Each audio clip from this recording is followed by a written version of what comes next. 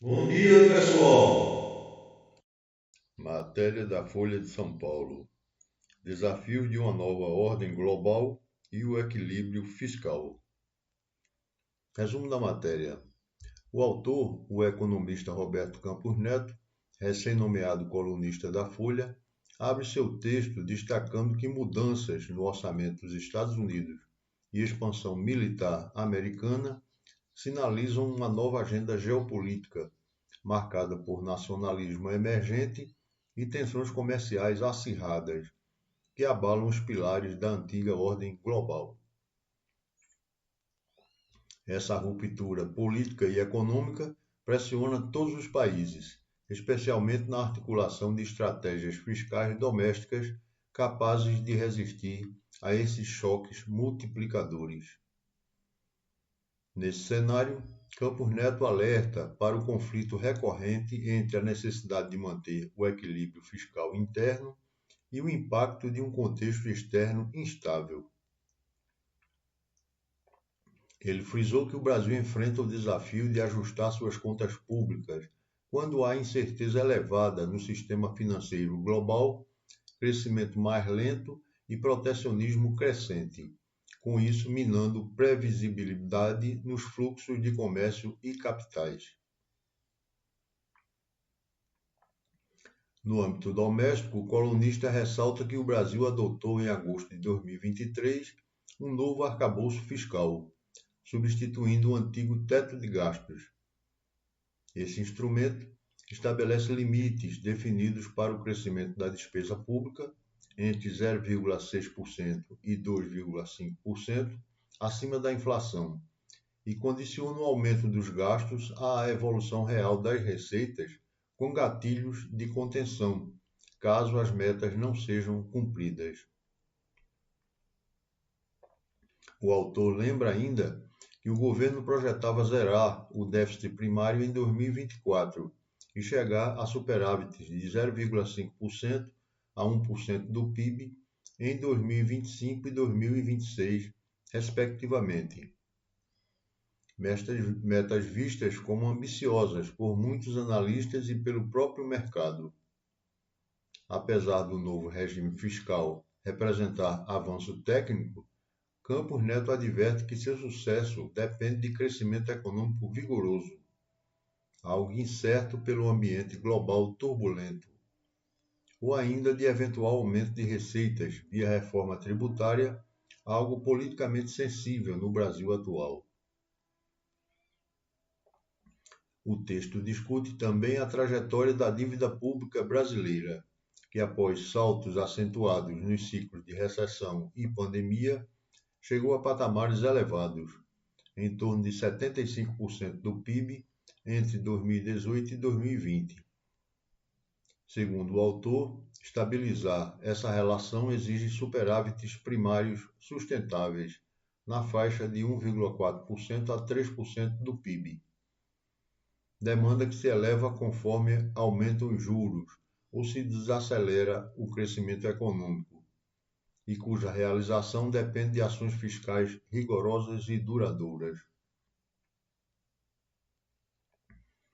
Campos Neto enfatiza que os custos tributários crescentes, especialmente os gastos tributários ou renúncias fiscais, vêm corroendo receitas efetivas.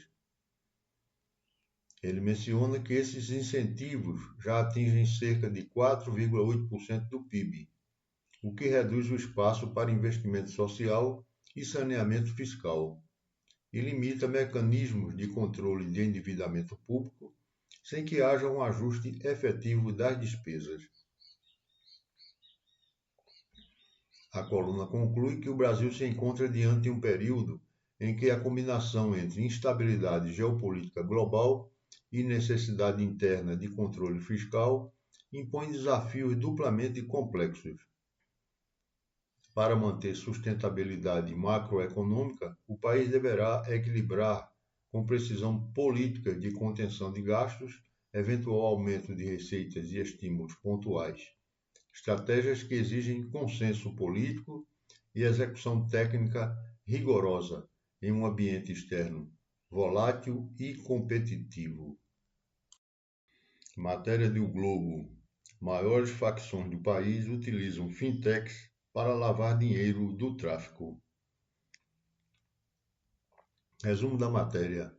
Uma investigação aprofundada, publicada pelo O Globo, revela que, nos últimos 6 anos, aproximadamente 28,2 bilhões de reais de recursos oriundos do tráfico de drogas e do comércio ilegal de armas foram movimentados no Brasil por meio de fintechs e bancos digitais associados ao crime organizado.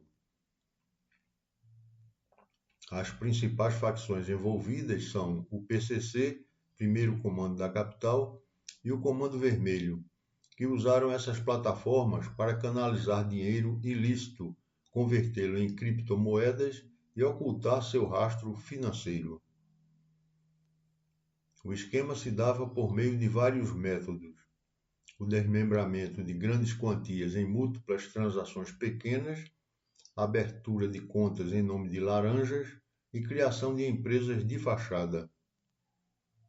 Com isso, as operações aconteciam com pouco ou nenhum controle, parecidas com os mecanismos que equivalem a paraísos fiscais digitais, segundo promotores do Ministério Público de São Paulo. Um caso emblemático envolve a fintech 4T Bank, fundada em 2019. Em 4 anos, movimentou cerca de R$500 bilhão, sob gestão formal de uma jovem de 24 anos, mas com alegações de que o real controle estaria nas mãos de um padrasto, com ligação ao PCC, atualmente foragido.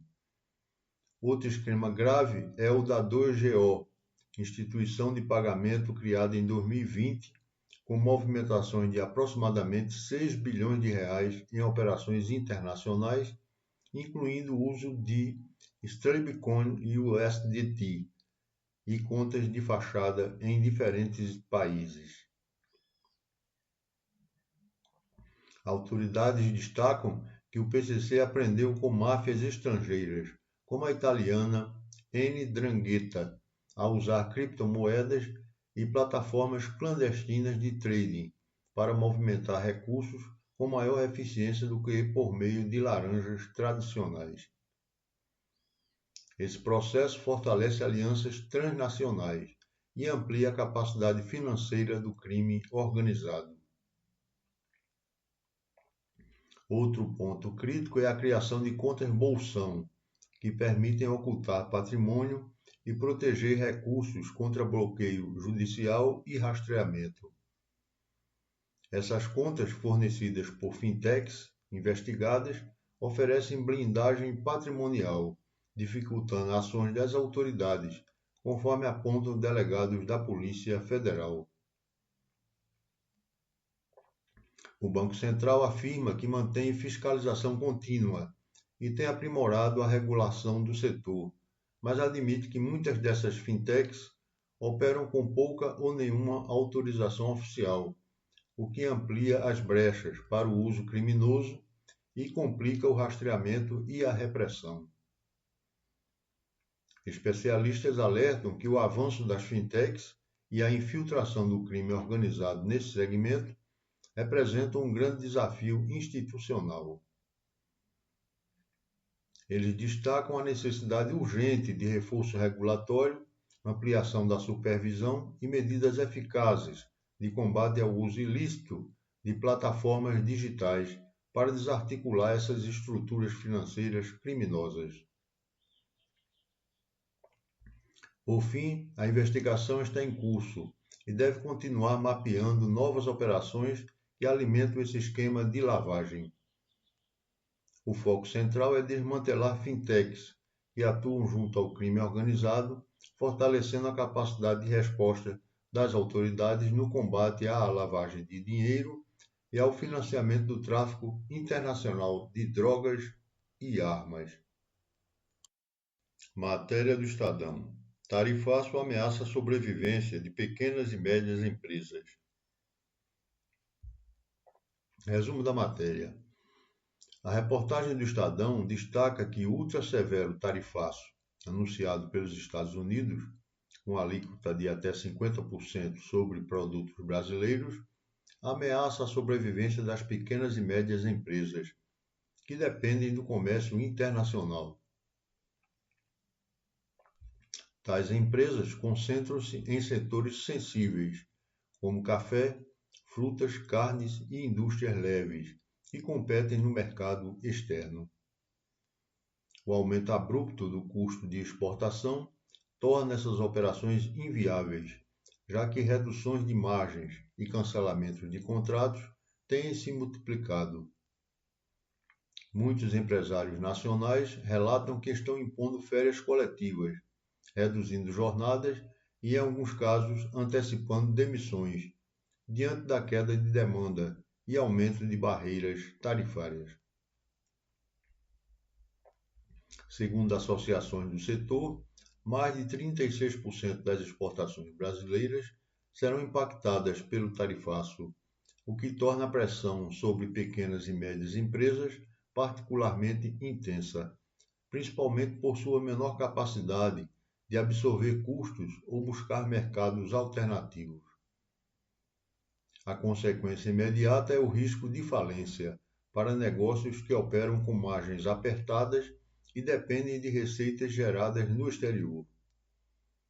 Diante do cenário, o governo brasileiro já avisa que essas empresas exigirão socorro emergencial e instrumentos de compensação para evitar colapsos em segmentos estratégicos. O artigo também ressalta que o tarifaço está sendo questionado no Judiciário dos Estados Unidos com ações lideradas por pequenas empresas e coalizões estaduais como o Oregon, que argumenta o excesso de poder do presidente norte-americano ao declarar estado de emergência para implementar as tarifas sem aprovação legislativa. Apesar dessas disputas, o impacto já se faz sentir no Brasil, enquanto os prazos legais para eventuais suspensões são incertos e demoram a ser definidos. Por outro lado, o governo brasileiro aprovou recentemente o programa Acredita Exportação, que oferece restituição de até 3% sobre receitas de exportações realizadas por micro e pequenas empresas, antecipando benefícios previstos na reforma tributária de 2027. Essa iniciativa é vista como medida paliativa para atenuar os efeitos imediatos do tarifaço sobre os negócios vulneráveis. O panorama geral pintado pela matéria coloca o tarifaço como uma ofensiva e pode derrubar cadeias produtivas inteiras de pequenas e médias indústrias brasileiras, se novas soluções não forem adotadas rapidamente, tanto no plano diplomático quanto no de políticas públicas ad hoc. As empresas de menor porte, mais frágeis, enfrentam risco iminente de liquidez e ruptura nos contratos internacionais, e o cenário atual exige respostas ágeis para evitar impactos duradouros na economia brasileira. Amanhã estaremos aqui com novas notícias para vocês. Curtam, compartilhem e se inscrevam no canal. Até amanhã!